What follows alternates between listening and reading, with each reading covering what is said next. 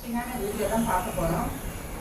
அதுக்கு முன்னாடி என்னோடய சேனல் இப்போ தான் ஃபஸ்ட் டைம் பார்க்குறவங்களா இருந்தால் சப்ஸ்கிரைப் பண்ணிவிட்டு பாருங்கள் ஃப்ரெண்ட்ஸ். பக்கத்துலேயே ஒரு பெல் ஐக்கான் வரும், அதையும் டச் பண்ணால் ஆளுன்னு ஒரு சிம்பிள் வரும். அதையும் நீங்கள் டச் பண்ணிட்டீங்கன்னா நான் போடுற வீடியோ எல்லாமே உங்களுக்கு உடனே நோட்டிஃபிகேஷன் வந்துடும். வீடியோவை ஃபுல்லாக ஸ்கிப் பண்ணாமல் பாருங்கள் ஃப்ரெண்ட்ஸ். நிறையா ஹெல்த் டிப்ஸ் அண்ட் ட்ரிக்ஸ் எல்லாமே சொல்லியிருக்கேன். வாங்க இதில் நல்லெண்ணெய் ஊற்றிக்கலாம். முருங்கைக்கீரை தான் நல்லா கழுவி எடுத்து வச்சுருக்கேன். அதுக்கு தேவையான பொருட்கள் வெங்காயம், பூண்டு. எண்ணெய் நல்லா சூடாயிடுச்சு. ஒரு 10 வெந்தயம் போட்டுக்கலாம். கடுகு ஒரு 1/2 டீஸ்பூன், சீரகம் ஒரு 1/2 டீஸ்பூன், காஞ்ச மிளகா,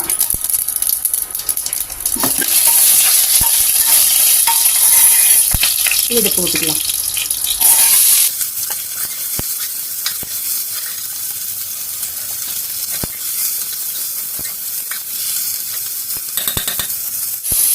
மூணு தக்காளி அதையும் போட்டுக்கலாம்.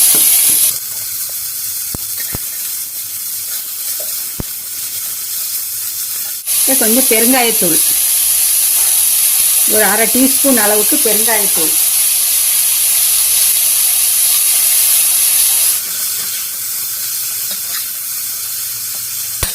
ஒரு 1/4 டீஸ்பூன் அளவுக்கு உப்பு. உப்பு போட்டால் தக்காளி எல்லாம் சீக்கிரமாக மசிஞ்சு வந்துடும்.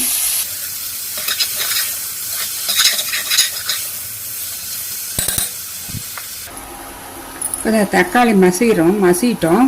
இதில் கொஞ்சம் தாளிப்பு வடகமும் இதோட ஆட் பண்ணிக்கலாம்.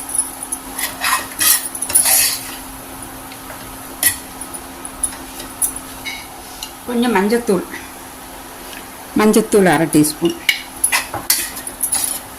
பாருங்க, தக்காளியும் நல்லா பாருங்கள் நல்லா ஸ்மாஷ் ஆகுது இப்போ கரண்டி வச்சாலே. இந்த ஸ்டேஜில் நான் இந்த கீரை கழுவி வச்சிருக்கிற முருங்கைக்கீரையை போட்டுக்கிறேன். அதுக்கு முன்னாடி ஸ்டவ்வை கொஞ்சம் ஹை பண்ணிக்கலாம். எந்த கீரை வேணாலும் போட்டுக்கலாம். கீரை சாப்பிடாத குழந்தைங்கள்லாம் இருக்கிற வீட்டில் இந்த மாதிரி செஞ்சு கொடுங்க. இல்லை சாம்பார் பொடி, ஹோம்மேட் சாம்பார் பொடி தான். Homemade sambar powder link related வீடியோவில் பின் பண்ணி வைக்கிறேன், பாருங்கள் ஃப்ரெண்ட். 2 ஸ்பூன் போட்டாச்சு.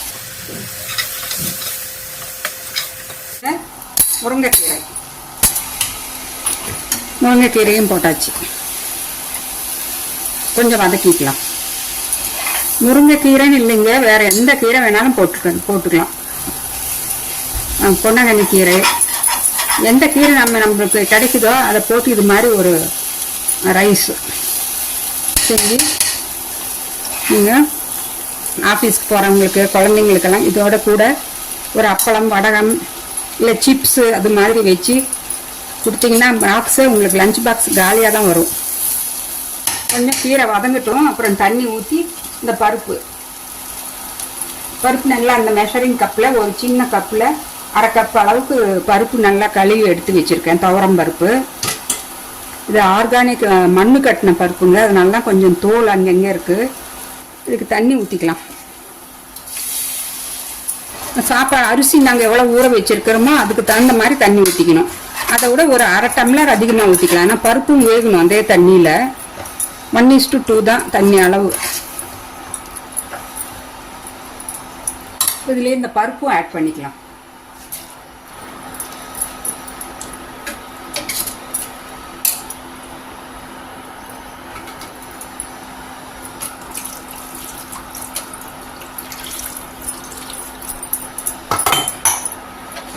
இது எந்த கரம் மசாலா பவுடர் எதுவுமே தேவையில்லை. ஒரு 1/2 டம்ளர் சேர்த்து ஊற்றுறேன் பருப்பு வேகிறதுக்கு. இது உப்பு ஆட் பண்ணிக்கிறேன்.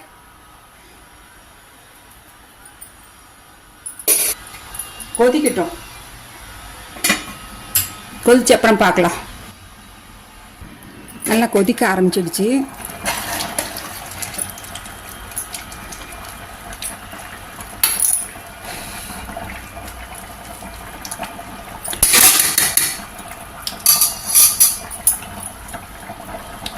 அரிசி நல்லா ஊற வச்சு வடித்து வச்சுருக்கேன். தண்ணி இல்லாமல் நல்லா ஃபில்ட்ரு பண்ண அரிசியை இதில் போட்டுக்கலாம்.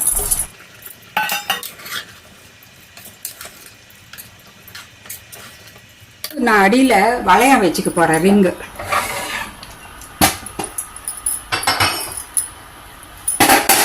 இந்த மாதிரி ரிங்கு வச்சுட்டு அடி பிடிக்காம வந்துடும்.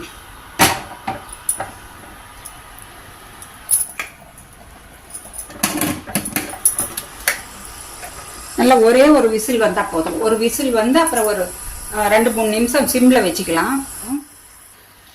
ஃப்ரெண்ட்ஸ், இப்போ ஸ்டவ் ஆஃப் பண்ணிட்டேன். ஒரு விசில் வந்து ஒரு 2 நிமிஷம் சிம்மில் வச்சு ஆஃப் பண்ணியாச்சு. இந்த ஸ்டீம் எல்லாம் போன அப்புறம் ஓப்பன் பண்ணி பார்க்கலாம். பாருங்க, சூப்பரான முருங்கைக்கீரை சாதம் ரெடி ஆயிடுச்சு. கொஞ்சம் கூட அடியிலேயே பிடிக்காமல் நல்லா உதிரி உதிரியாக வந்திருக்கு பாருங்கள். அடியில் நான் ரிங்கு வைக்கிறதுனால எனக்கு அடியிலையும் பிடிக்காது. தண்ணியோட அளவு எல்லாமே பர்ஃபெக்டாக போயிடுச்சு. இதில் கொஞ்சம் நெய்யும் ஊற்றிக்கலாம். நல்லெண்ணெய் வேணுனாலும் ஊற்றி நீங்கள் கொடுக்கலாம். பிள்ளைங்க, குழந்தைங்களுக்கு, பெரியவங்க எல்லாருமே ரொம்ப டேஸ்ட்டாகவே இருக்கும். இந்த வீடியோ உங்களுக்கு பிடிச்சிருக்குன்னு நினைக்கிறேன். பிடிச்சிருந்தா ஒரு லைக் பட்டனை கிளிக் பண்ணுங்கள் ஃப்ரெண்ட்ஸ். முருங்கைக்கீரை சாதம், சூப்பரான முருங்கைக்கீரை சாதம் ரெடி ஆகிடுச்சு. உங்கள் ஃபீட்பேக்கை கமெண்ட்ஸ் போடுங்க ஃப்ரெண்ட்ஸ். ஒரு லைக் பட்டனை கிளிக் பண்ணுங்கள். நான் அடுத்த ஒரு இன்ட்ரெஸ்டிங்கான வீடியோவில் சந்திக்கிறேன். பை.